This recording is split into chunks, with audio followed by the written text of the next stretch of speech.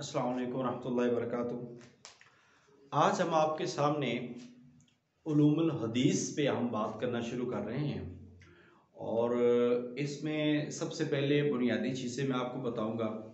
इसके बाद बहुत सारी चीज़ें हमें पता हैं, उनके बारे में मैं यहाँ पे ज़्यादा कोई डिस्कशन नहीं करूँगा, मगर इसके बाद हम साबिक लाहिक इजाज़ा मुकाबिला हम इन पे इंशाल्लाह ताला तसल्ली से हम अपनी नेक्स्ट वीडियो में इंशाल्लाह ताला बात करेंगे।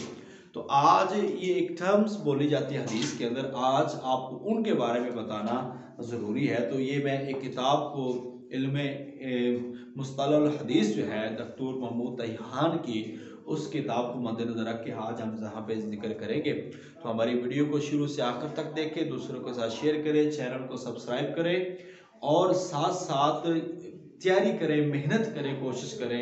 अल्लाह ताला आपका हामी ना, हम सबका हामी नासिर हो। तो सबसे पहले इल्म मुस्तलाहुल हदीस होता क्या है? इन उसूलो ज़वाबित जिनके ज़रिए बहसियत मकबूल और गैर मकबूल संद और मतन की हालतें पहचानी जाती हैं। यानी कि इल्म मुस्तलाहुल हदीस वो होता है कि वो उसूलो कवायद ज़वाबित का इल्म जिनके जरिए से हम हदीस के काबिल होने या रद्द होने के बारे में हम कोई संद और मतन के बारे में कोई राय रख लेते हैं, उसको हम इल्म हदीस कहते हैं। अच्छा, बहसियत मकबूल और गैर मकबूल संद और मतन इस इल्म का मौजू है। इस इल्म का मौजू है कि हम मतन और संद को देखते हैं वो क्या से क्या होगी।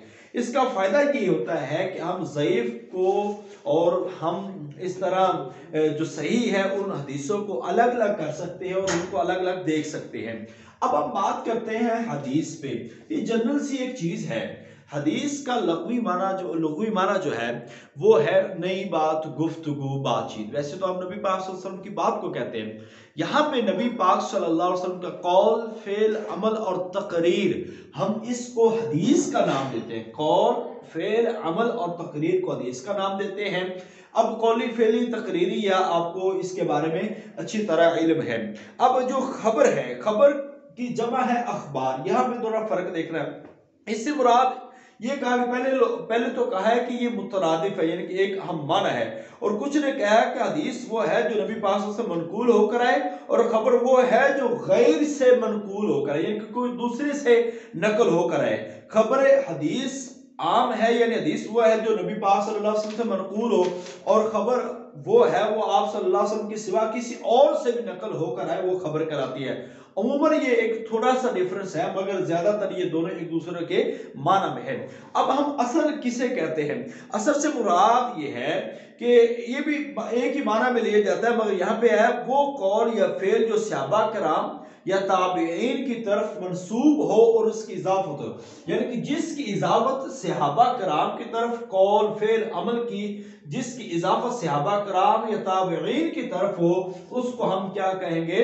असर कहते हैं। उसको हम क्या कहते हैं? असर कहते हैं। इसके बाद हम असनाद है। असनाद के दो मानी और मतलब है। एक तो है असनाद हदीस को संद के जरिए से इसके कहने वाले की तरफ मंसूब करना और आगे चलाना, ये सनद होती है। ठीक है। रिजाल यानी कि रावियों का वो सिलसिला जो मतन तक जा पहुंचता है, उसको हम कहते हैं, यानी कि जहां से मतन शुरू होता है वो संद ठहरती है, वो संद ठहरती है। अब मतन क्या होता है? संद पर यानी कि ये बता दिया कि संद वो होती है जिस पर एतमाद किया जाए या सहारा लिया जाए, संद उसको संद कहते हैं। यानी कि मतन का सहारा लेकर जिसको आप आगे खड़ा करते हैं वो संद होती है। यानी कि रिजाल रावियों का वो सिलसिला जो मतन तक पहुंचाया जाता है, जो मतन तक पहुंचाया जाता है वो संद कहलाता है। संद और असनाद बमाना एक ही है। इसके बाद हम बात करते हैं मतन। जिस जगह पे जाकर जो रावियों का सिलसिला शुरू होता है और फरामीन का सिलसिला शुरू होता है वो मतन ठहरता है। वो क्या होता है? मतन। सख्त, मजबूत और जमीन का वो किता जो बुलंद हो, इसका लफ्जी माना होता है सख्त, मजबूत, किता जो बुलंद हो। संद के बाद वाला कलाम या जिस तक संद पहुंचती हो वो मतन कहलाता है। वो क्या कहलाता है? मतन कहलाता है। इसके बाद आना मुस्नद। मुस्नद ये जबर से है। मुस्नद का मतलब क्या है? हर वो किताब जिसमें हर सहाबी की जो रिवायात है वो अलग अलग मौजूद हो, अलग अलग जमा की गई हो। और मुस्निद जब ज़ेर के साथ बात करते हैं, वो शख्स जो हदीस को इसकी सनद के साथ रिवायत करता है, ख्वाह इसके पास हदीस के मुतल्लिक इल्म हो या ना हो, बल्कि सिर्फ मुतल्लिक रिवायतन वो बात करता है, तो वो मुस्निद होती है।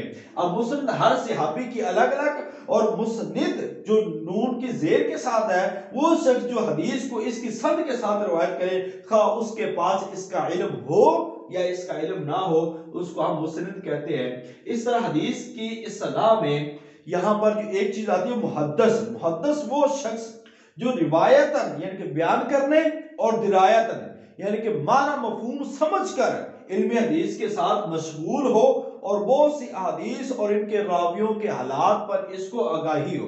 यानी कि जो रिवायतन और दिरायतन एक रिवायत भी करता हो और समझ के रिवायत करता हो, और बहुत सारी हदीस और हदीस के रावियों पर इसकी कमांड हो, उसको हम क्या कहते हैं, इल्म हदीस के साथ मशगूल हो और बहुत सारी हदीस उसको याद हो, ये मुहद्दिस होता है। इसके बाद हम हाफिज की बात करते हैं। हाफिज कौन होता है? एक तो हाफिज होता है जो कुरान पाक को हिफ्ज करने वाला होता है। हदीस का हाफिज कौन है? हदीस के हाफिज से मुराद ये, इसमें दो कौल है। अक्सर मुहद्दिसीन ने इसको मुहद्दिस के हम्माना करार दिया है कि हाफिज और मुहद्दिस एक जैसे हैं, मगर यहाँ पे इस कहा जाता है कि वो मुहद्दिस से एक दर्जा बुलंद होता है।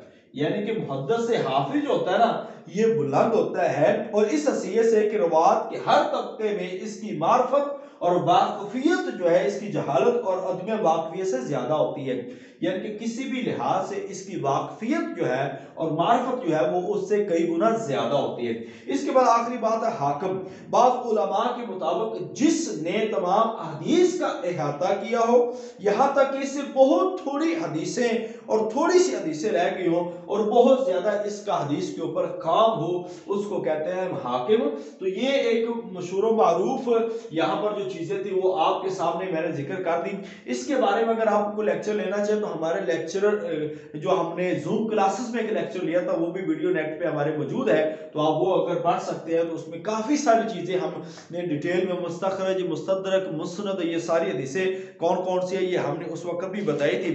इसके बाद आपने एक काम करना है कि अस्मा और रिजाल और फन्ने जरा तादील, इन पे आपने जो किताबें लिखी गई है ना, कम से कम एक तो किताब होती है जो इल्मे मुस्तलह हदीस पे है, हदीस की इस्तिलाहात पे है, एक तो वो है, जैसा कि अल मुहद्दिस अल फाज़िल बैन रावी वल वाई कादी अबू मोहम्मद हसन अब्दुर रहमान की है, मारफत उलूमुल हदीस नेशापुरी की है, अल किफ़ाया फ़ी इल्मी रिवाया अबू बकर अहमद बिन अली की है, अत तक़रीब व तहसीर लिमारफत सुनन अल बशीर व नज़ीर मुहय्यद्दीन याहिया बिन शरफ इमाम नववी रहमतुल्लाह अलैह की है, तदरीब रावी फ़ी शरह तक़रीब नववी ये जलालुद्दीन अब्दुर रहमान बिन अबी सयूती रहमतुल्लाह अलैह की है, नज़्म दुर्र फ़ी इल्म अल असर इसे ज़ैनुद्दीन अब्दुर रहीम बिन हुसैन इराकी ने मुरतब किया है, फ़तुल मुग़ीस फ़ी शरह फ़िल फ़िक़्ह हदीस इसको मोहम्मद बिन अब्दुर रहमान सखाफी ने रिवायत की है। यानी कि एक ये किताबें हैं जो इल्मुल मुस्तलह हदीस पे हैं, एक वो किताबें हैं जो जरा तादील पे है, फन्ने अस्मा और रिजाल पे हैं, जैसे कि तक़रीब व तहज़ीब है, तहज़ीब व तहज़ीब है, मैदानुल इत्दाल है, तारीख़ कबीर है, ये वो वाली किताबें जो जरा तादील पे लिखी गई, तो आपने इनको पढ़ना है। मिज़ानुल इत्दाल, तहज़ीबुल कमाल, अल कमाल फ़ी तहज़ीबुल कमाल, ये इस तरह की किताबें जितनी भी इनके बारे में आपने, ये किसका मुलख्खस है, इमाम मिज़ी का है, किसने लिखा है, किसका खुलासा लिखा है, ये चीज़ें आपने एक दफ़ा इसको पढ़ लेना है। अगर इन चीज़ों को आप काबू कर लेते हैं तो लास्ट टाइम जो पेपर ज़्यादा आया था हदीस में वो इस हवाले से ज़्यादा आया था, तो आपने इन चीज़ों को भी मद्देनजर रखना है, हदीस की इस्लाहात को भी देखना है। कल एक बाकी तो चीज़ें आपको काफ़ी हद तक क्लियर है, मशहूर किसे कहते हैं, गरीब किसे कहते हैं, गरीब की इकसाम, ये सारे लेक्चर हम दे चुके हैं। इसके बाद हमने जो आखिर पे अब पढ़ना है ना, सिर्फ साबिक, लाहिक, इजाज़ा, मुनाबिला, ये हमने जो चीज़ें हैं इसको इंशाअल्लाह ताला हम बात करेंगे, इस पे डिस्कस करेंगे और वो चीज़ें आपको समझा के, बाकी एक छोटी सी चीज़ें सिर्फ याद रख लीजिएगा, अल्लाह ताला इंशाअल्लाह ताला ज़रूर कामयाब फरमाएगा। अल्लाह ताला आपका और मेरा हामी नासिर हो। अस्सलामु अलैकुम व रहमतुल्लाहि व बरकातुहू।